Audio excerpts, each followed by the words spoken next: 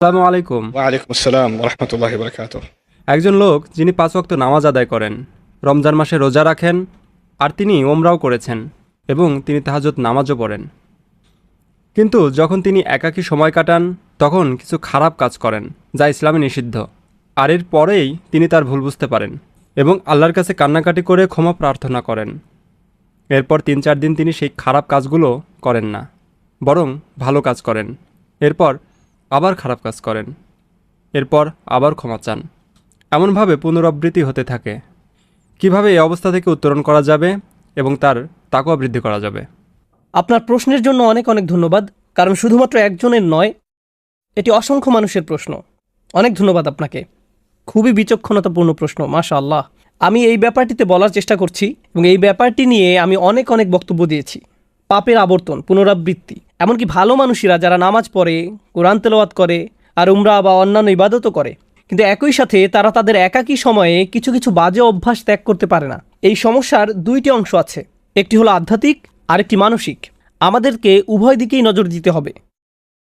আমি মানসিক দিকটি নিয়ে শুরু করতে চাই, কারণ বেশিরভাগ সময়ই যখন এই ধরনের আলোচনা হয় তখন আমরা মানসিক দিকটিকে গুরুত্ব দেই না, শুধুমাত্র আধ্যাত্মিক বিষয়ে কথা বলি। এই কারণে আমি মানসিক দিকটি নিয়ে কিছু কথা বলতে চাই। আপনাকে এটা বুঝে নিতে হবে যে মনোবিজ্ঞানে একটা পরিভাষা হলো ট্রিগার।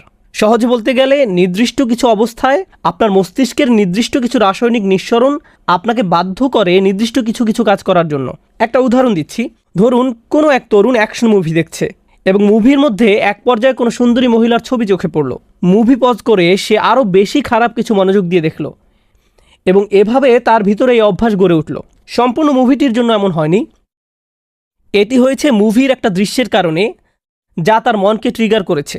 আবার এরকমও হয় যে কোনো কোনো মানুষ যখন তাদের অ্যাপার্টমেন্টে অথবা রুমে একা থাকে তখন আপত্তিকর কাজে জড়িয়ে পড়ে।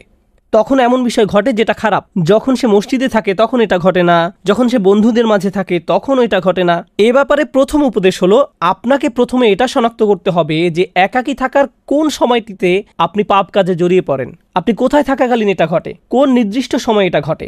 আর আপনি যদি এই সমস্যা ঘটার স্থান, সময় এবং পরিস্থিতিগুলোকে শনাক্ত করতে পারেন, তখন আপনাকে এই পরিস্থিতিগুলোকে পরিবর্তন করার চেষ্টা করতে হবে।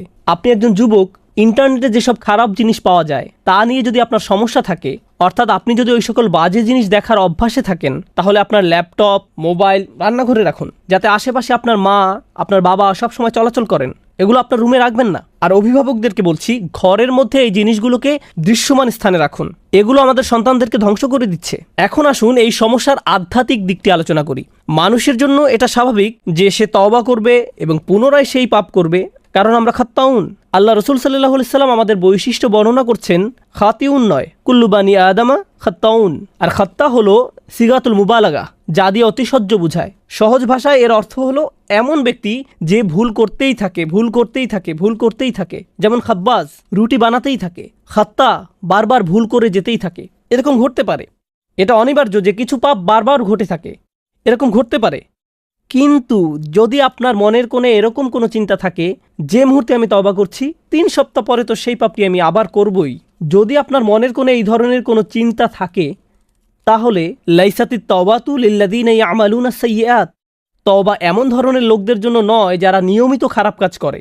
আল্লাহ বলেন, ওয়ালাম ইউসিরু আলা মা ফাআলু, তারা নিজেদের কাজকর্মের জন্য হঠকারিতা প্রদর্শন করে না। অন্যভাবে বলতে গেলে আপনাকে একনিষ্ঠভাবে জেনে বুঝে মৌখিক প্রতিজ্ঞা করতে হবে যে আমাকে এই কাজটা বন্ধ করতেই হবে। এরকম না যে আপনি একবার কান্নাকাটি করলেন, এরপর আল্লাহর কাছে বললেন আমি অত্যন্ত দুঃখিত, আমি বিশ্বাস করতে পারছি না যে কাজটা আমি করেছি, আর আবার একই কাজ করেন। আপনাকে উপায় বের করতে হবে যে কিভাবে এর থেকে পরিপূর্ণভাবে মুক্তি পাওয়া যায়। নিজের সাথে ঐকান্তিক প্রতিজ্ঞা। আর আপনি যদি নিজে নিজে এটা করতে না পারেন, বন্ধু বান্ধবের সাহায্য নিন, এমন মানুষদের সাহায্য নিন যাদেরকে আপনি বিশ্বাস করেন। আমি জানি কখনো কখনো এটা বিব্রতকর, কিন্তু আমাদের সবারই মাঝে মাঝে পরামর্শেও বা সাহায্যের প্রয়োজন হয়। আপনি যখন বুঝতে পারেন যে এরকম ঘটছে বছরের পর বছর আর আপনি এটা ত্যাগও করতে পারছেন না, এটাই সঠিক সময় কারো কাছে সাহায্য চাওয়ার। এ কারণেই বর্তমান সময়ে উম্মার জন্য মানসিক এবং আধ্যাত্মিক কাউন্সিলিং অত্যন্ত প্রয়োজন, এবং এত বেশি সংখ্যক পারিবারিক কাউন্সিলিং প্রয়োজন যে এটাকে বলা যায় উম্মার জন্য অত্যাবশ্যকীয় বিষয়গুলোর একটি, কারণ এটা মানুষের কাছে শান্তি পৌঁছে দেওয়ার একটা মাধ্যম হতে পারে।